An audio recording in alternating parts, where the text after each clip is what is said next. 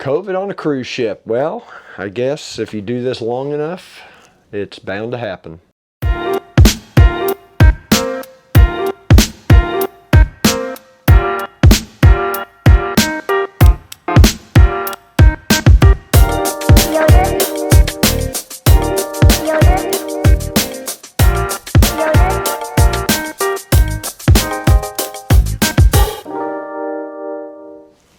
Hey everybody, welcome back to Cruise Report on Viking Mars. You might notice my voice sounds a little different. You wouldn't have been able to understand me a couple of days ago or even yesterday. This is day 5 of our isolation and quarantine for COVID on Viking Mars. In my last video, I kind of told you how this all transpired, and I just wanted to update you on the current situation, let you know how we're doing, let you know kind of what's been going on the last few days, because we have been in our stateroom for 5 days and have not been able to leave. So I'll tell you what that's like, and we're going to go into all of that. I would like to take a second to remind you before I get into all the gory details that if you're passionate about cruising, please take a second to click that subscribe button down below. Don't forget the notification bell. That way YouTube will let you know when we come out with new videos. So let's go and pick up where I left off in my last video. I think I mentioned that we were waiting at that time for a letter from the medical department to kind of let us know the procedures, I guess you might say, and I did get that letter just maybe an hour after I edited that video.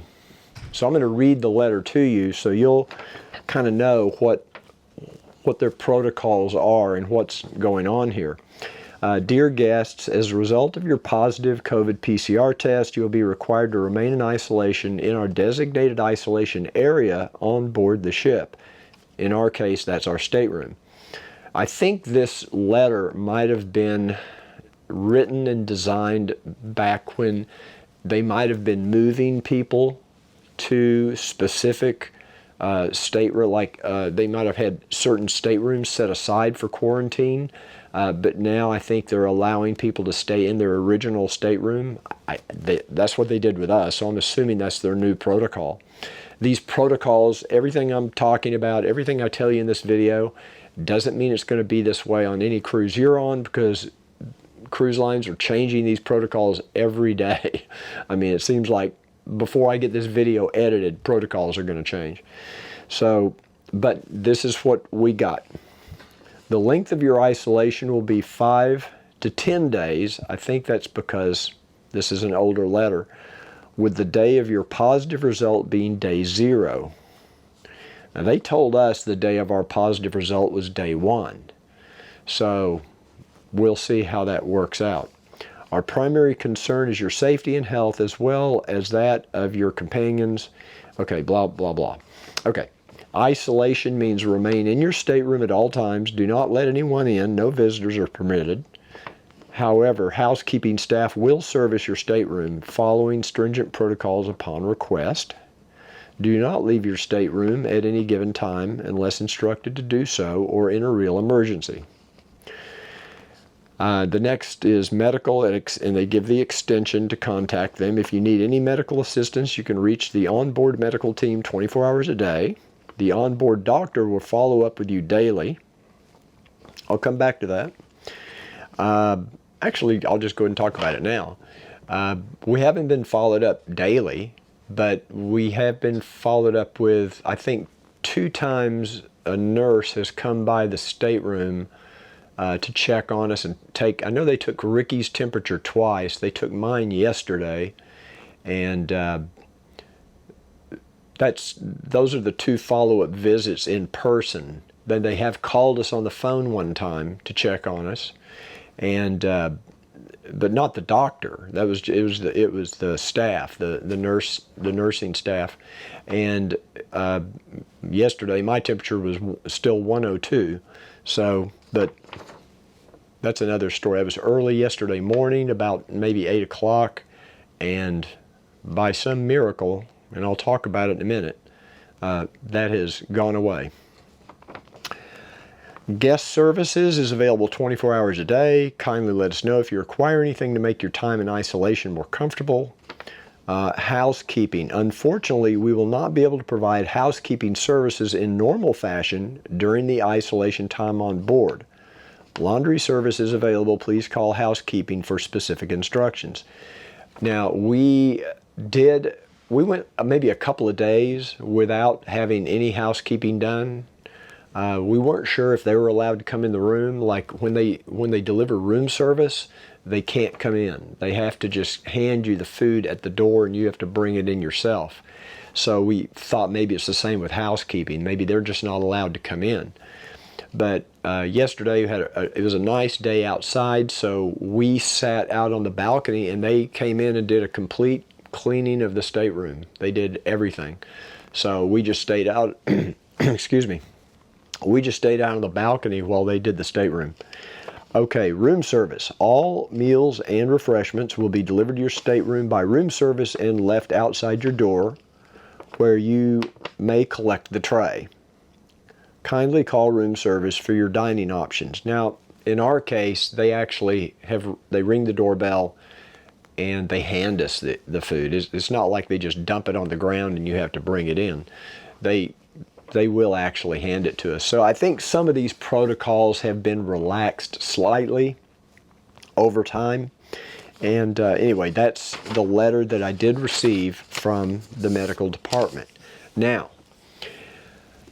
when we talk about room service, we were pleased to find out, we called and asked this question because it isn't stated in the letter, but you're able to order room service from any of the restaurants.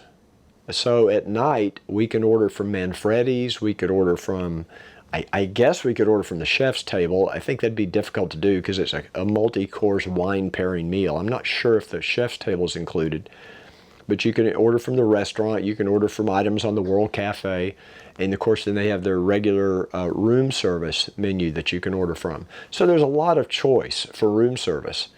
And we generally have been pleased with room service. We were very pleased after the first few times because it was just breakfast, and they do a really, really good job with their breakfast room service. I think that's probably because it's all coming from the restaurant. They're probably set up to do it, and they do it all the time. They probably do more room service breakfast than any other meal, would be my guess. And they seem to have it down really well. When it comes to lunch and dinner, it's hit or miss.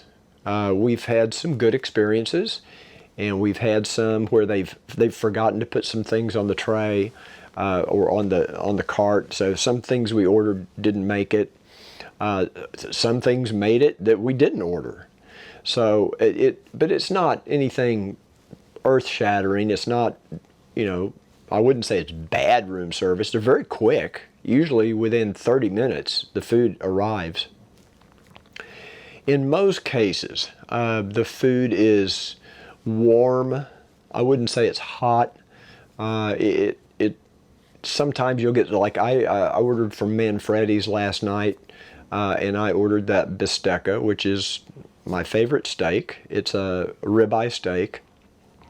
It certainly was not as good as what you would have if you're in the restaurant. It was a little dry. It wasn't, like it just came out of the kitchen. It just wasn't as good. It never is. Room service is never going to be that good. But the cream spinach was actually kind of cold, so I couldn't even eat the cream spinach. But it was okay. We were able to enjoy the meal, as it were. The guest services has called the room several times during this isolation just to check on us, to see if there's anything they can do. They were calling to see if they could bring us any puzzles or books to kind of keep us entertained. And I think I mentioned in my last video, that we have this big screen TV. Unfortunately, the TV just doesn't work that well. When we're in port, it doesn't work at all. For the live TV. So if you want to watch news or live television, it's non-existent when you're in port, and it's sketchy even when you're out to sea, but in between ports. So selection of movies is not the greatest. These are movies I've never heard of for the most part. So that part is a little iffy. The internet, Wi-Fi, today is the first day we've had Wi-Fi that I would consider to be acceptable. And we're in the fjords. You know, we're in Eidfjord, and I don't know how, there's mountains all around us, and yet now the Wi-Fi is working great. It makes absolutely no sense. But it is working. But other than today, that's why I haven't uploaded another video. Well, there's two reasons. First reason is I was too sick the last 2 or 3 days to make a video. I was out of it. You can barely hear me talk now. I still haven't gotten my voice back 100%. But now let me tell you about the progression of this COVID over the last few days. Because when I made my last video, I was having very mild symptoms. I think I'd maybe had a mild headache, a little bit of a cough, was just starting. Ricky was way ahead of me. She had pretty serious cough, bad headache, sore throat. She had a lot of symptoms. By that evening, the same night I made that video, by that evening, by about 6 or 7 o'clock that evening, I got some serious chills, and which is usually an indication of a fever. And this is how these things usually manifest themselves with me, like if I have a flu or something. So I got very serious chills. I did take a couple of the nighttime medications, which did help, knocked the chills down. And for some reason, I was able to sleep very well that night. I slept about 14 hours straight. I mean, it was unbelievable. But when I got up the next day, I just didn't feel rested, you know. So I knew my time had come. I knew it was my turn now, and I never developed the repetitive cough that Ricky did, but mine centered more in my chest as far as congestion. And so I was coughing, not coughing so much, but producing a lot of stuff. I'm trying to keep this so that you could not get all the gory details, but it was pretty serious. Now, some of you, if you follow the channel, you know that Ricky and I both had a really bad flu back in January of 2020, and that was miserable. We don't know for sure 100% if it was COVID, but I'll tell you that the symptoms we're having were identical to what we're having on this trip. So it could be we had COVID back then and just don't know it. They didn't have a test for COVID back then, so there was no way to know if we had it or not. So over the next couple of days, my symptoms got worse. Ricky's got better, and her cough got less and less, and her headaches got better, and her sore throat got much better. And I never had the serious, not as serious a sore throat as she had, but I did have a sore throat. And I did have a lot of this chest congestion and headache. So the meds helped a lot. When the nurse came by yesterday to check my temperature, I was 102 degrees. She suggested I take a couple of Tylenol, and I brought Tylenol with us. So I had Tylenol. We always take it with us. And I had these 650 milligram Tylenols, and I took 2 of those after she left. And I'll bet within maybe 3 hours, I felt like the fever was gone. I mean, I felt better than I'd felt in 5 days. And so I kept taking that Tylenol, and all of my symptoms just started to disappear. So I don't know if that's a temporary thing. I don't know if there's going to be a relapse. You just never know with these things. But right now, that was yesterday. I slept good last night, slept about 8 or 9 hours. Got up this morning, feel pretty good, took a shower, ate breakfast, got dressed, ready to make a video. So this if this is a much milder situation than what we had in 2020, because in 2020 our symptoms lasted for 2 or 3 weeks, and really some symptoms lasted almost 6 weeks. But this, if I actually end up getting over this in 4 or 5 days, that would be a miracle. I hope it is, because I'd hate to have to fly home, 20 hours of flying, not feeling good. That would not be good. So I'm still not sure exactly what's going to happen when we get off the ship. They haven't informed us yet. We were told that we would get some sort of a document or a letter from the medical team stating that we were recovering from COVID-19 from a positive test. And if I understood what she said correctly, this is some sort of a document that if you travel within the next 90 days and you have to be tested before, like, for example, we have a cruise coming up in a month from today on Princess, and they require a pre-cruise test.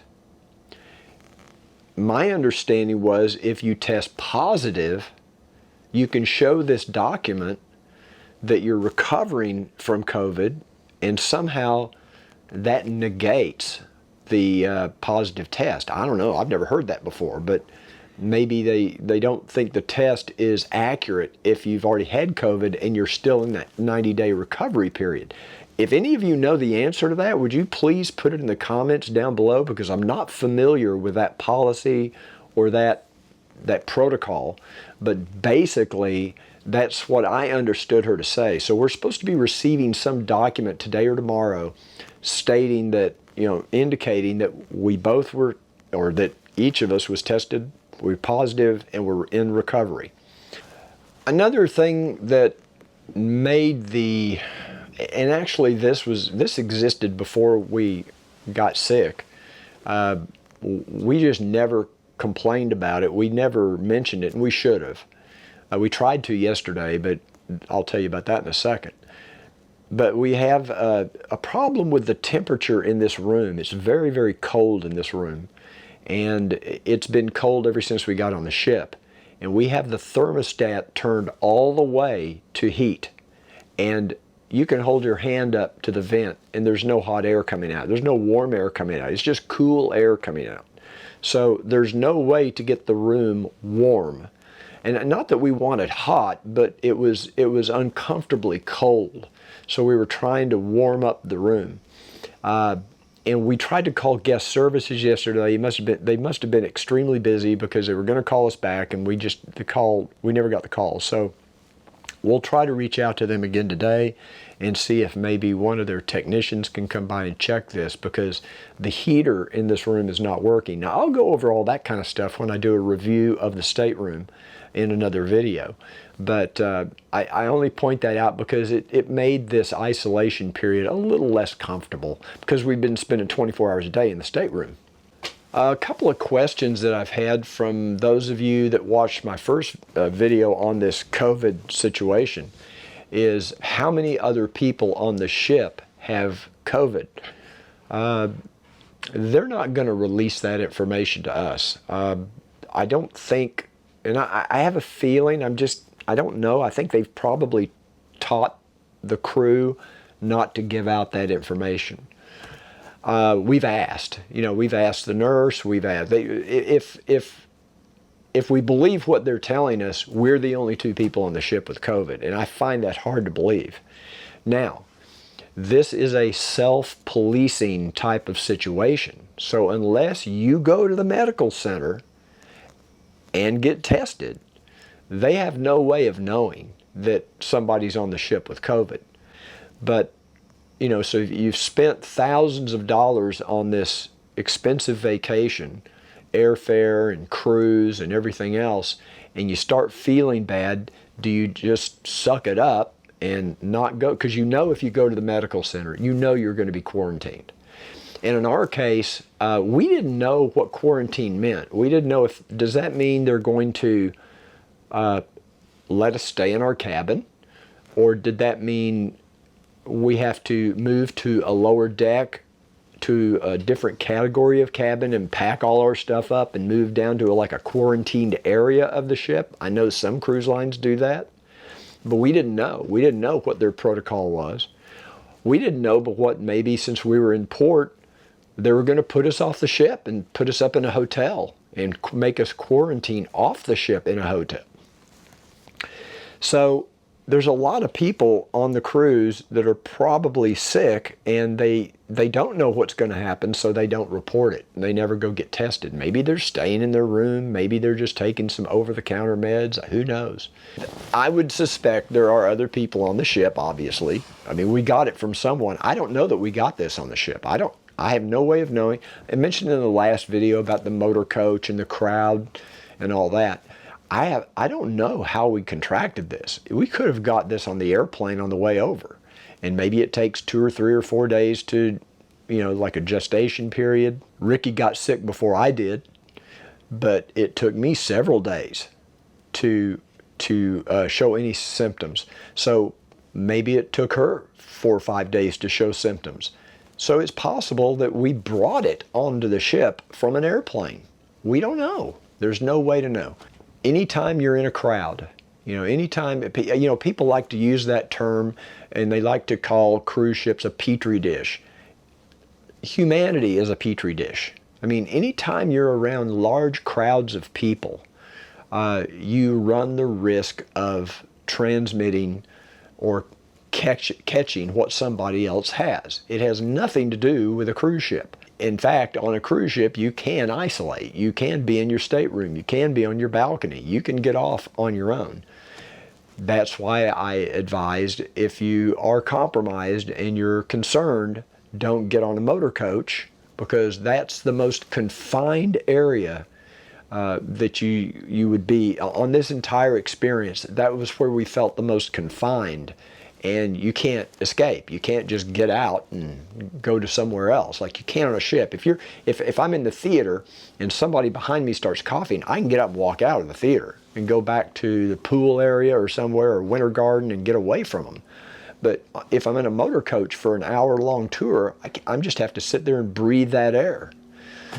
So anyway, that's kind of the situation. I would like to remind you that a month from now, we will be on Discovery Princess in Alaska, assuming that all of our testing goes as I understand. I will let you know in my next video about this document they're going to give us and how that plays into, and maybe some of you already know because you've done this before. I'd appreciate any comments. And thank you for supporting the channel. Thank you for supporting the video. I will update you once we get back. We only have a couple days left. Tonight is our last night of isolation, and then we have one, if they'll allow us, out of quarantine.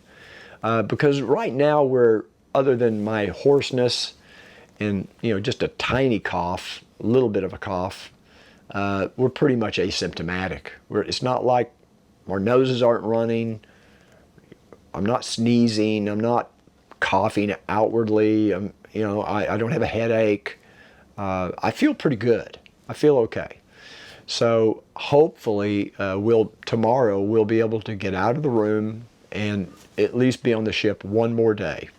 I apologize for the fact that we're not able to cover all the things that we wanted to on the ship. So we put a lot of these videos and parts of the ship that we were going to cover in more detail, we put that off to the end of the cruise because we knew people would be off the ship. We were going to be in places that we had already been to and we'd already seen, so we could just stay on board and do that while most people were off the ship, like in Oslo for 2 days.